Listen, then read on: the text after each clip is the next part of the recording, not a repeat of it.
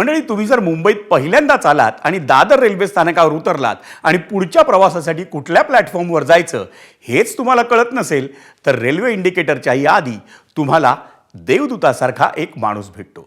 तो चेहऱ्यावर स्मित हास्य ठेवून तुम्हाला हाताने दिशा दाखवत असतो. हा देवदूत आहे दादर रेल्वे स्थानकावरचा चालता बोलता इंडिकेटर. होय, या इंडिकेटरचं नाव आहे नरेंद्र पाटील. वरळीचे रहिवासी आहेत नरेंद्र पाटील आणि नोकरीवर जाण्याआधी रोज दादर स्थानकाच्या पुलावर उभं राहून प्रवाशांना योग्य प्लॅटफॉर्म आणि लोकलची ते माहिती देतात. मुलुंडमध्ये खाजगी नोकरी करणारे नरेंद्र पाटील गेल्या 5 वर्षांपासून ही सेवा अगदी निस्वार्थपणे देत आहेत.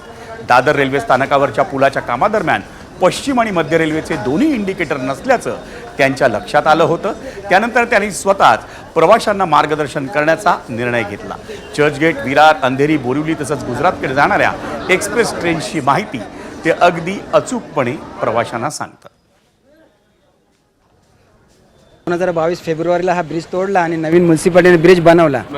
तेव्हा हे जुने ब्रिजचे जे पोस्टर होते प्लॅटफॉर्म नंबरचे, 1 नंबर बोरली स्लो गाडी, 2 नंबर चर्चगेट स्लो गाडी, 3 नंबर विरार फास्ट गाडी, हे बोर्ड काढले होते. पण जेव्हा नवीन बोर्ड लावायचा वेळ आली तेव्हा लावले नाही.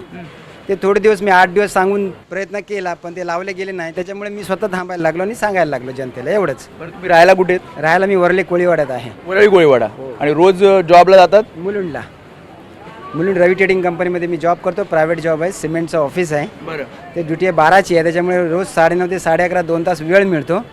तो 2 तास इथे सेवा करतो. सकाळी इथे 9:30ला येतात. 9:30 9:30 ते 11:30 या सगळ्या लोकांना मदत करतात. हो, आणि मग इथून कामाला जातो.